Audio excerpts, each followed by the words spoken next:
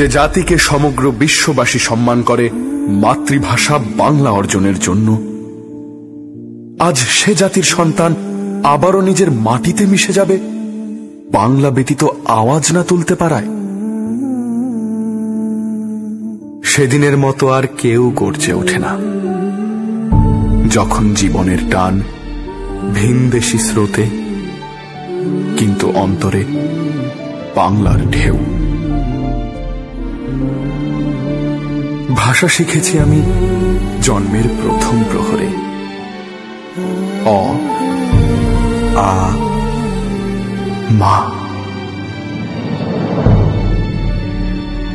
আর সেই মায়ের ভাষা কেড়ে নিতে যে রক্ত তাণ্ডব ঘটিয়েছিলে তোমরা, আমারই পূর্বপুরুষ তার অবসান করেছিল জীবনকে রক্তের স্রোতে ভাসিয়ে দিয়ে।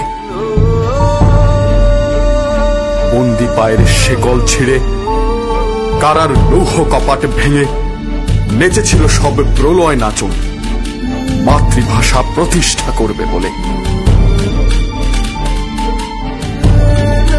আজ আমরা স্বাধীন, আমাদের ভাষা স্বাধীন।